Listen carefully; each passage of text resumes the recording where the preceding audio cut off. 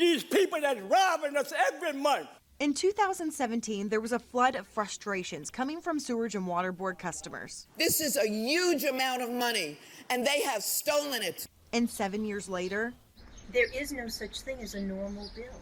That's the problem. The readings varied so much that I couldn't determine what I was going to pay. Community members are still left fighting to get the bill right. Like we will be away for a month and we'll get a bill for like thousands of dollars, and so we've had to have a few disputes, and with the Sewage and Water Board, we're currently contesting one at the moment. Do you think up to this point the public has lost its trust in Sewage and Water Board because of the inaccurate bills? In some instances, I have no doubt, and I don't blame some of our customers who received a wrong bill. Gaston Corbin, head of the New Orleans Sewage and Water Board, says to fix the bills, they're going out with the old and in with the new smart technology to every single home. Bringing this system is long overdue. The smart meters will send the water usage straight to Sewage and Water Board. With that comes accuracy, consistency, which everybody wants to see as part of their bill. And starting in August, it'll be going straight to your phones as well.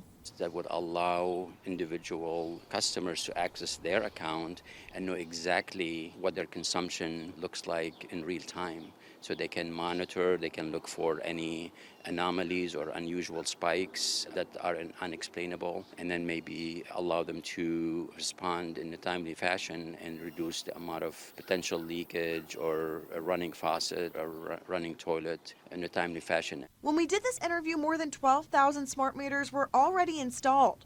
Right now, they're at 19,000, with an end-of-the-year goal of half the population, which is about 70,000 of those meters installed. 70,000, that's a lot. Do you think that's a realistic number by the end of this year? Yes. I mean, we have proven that we can start plotting. We know exactly what we need to do per week and then per month. And by 2026, they plan to have 140,000 installed. But starting this month, those smart meters already installed are becoming active. Every time we switch a meter to a smart meter, we can then turn it on, and then you would have an immediate access to all the features that a smart meter brings in terms of accuracy, the data that it collects.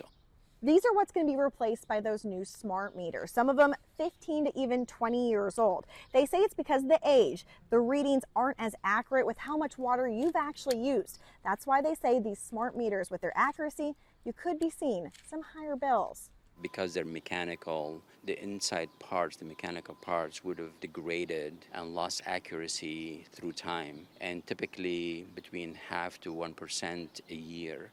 So what is going to happen with the new smart meters, you're going to capture more accurately what is being consumed.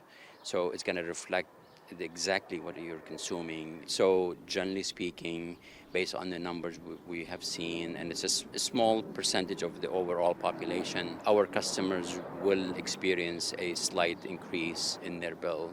Other cities across the United States have used smart meters and had success, including Ann Arbor, Michigan, Kansas City, Missouri, and a small portion of Houston, Texas, while others have caused more headaches than help, like San Diego, Bend, Oregon, and right next door in Jackson, Mississippi. Problems included meter glitches and defects, which caused even more inaccurate billing and confusion. We are keeping an eye on a lot of systems that have been being executed, and we talk to our many cities and many of our counterparts for lessons learned. Took advantage of their experiences, and they were very gracious in sharing do's and the don'ts, which is huge, so we don't repeat the same mistakes. Do you think the smart meters is the end-all solution to fix this billing crisis we're having? Well, I hope it is, but it's not just a plug and play and it's all done. So we're cautiously optimistic, and obviously you're minimizing the human interaction here, but it's going to take a lot of oversight to make sure it works correctly. Councilmember Joe Geruso says that's why the council will be keeping a close eye on the project as it rolls out. And the bottom line is we are trying to restore credibility here because it's been breached over these last 7 years, and now how do we put it all back together? So what happens to the millions of dollars of delinquent bills that people haven't paid or are still fighting? Our goal is to reach out to as many of our customers who are delinquent or have disputes and clear those as fast as we can. So our goal is to outsource some of these arbitration and the processing and the auditing of those accounts and bring some resolution, final resolution that's equitable, acceptable by the customers. For those who have already had their smart meters installed, they're hoping for the best. If I'm going to get a better meter reading, here's to it. Yeah, it'll be helpful to see kind of what comes out of it. As the meters are getting a new facelift, Corbon hopes the community sees the agency in a new light. It bothers people to have received a wrong bill, and they shouldn't ever receive a wrong bill. So we want new slate. We want to start fresh. In New Orleans, I'm Cassie Sherm, WDSU Investigates.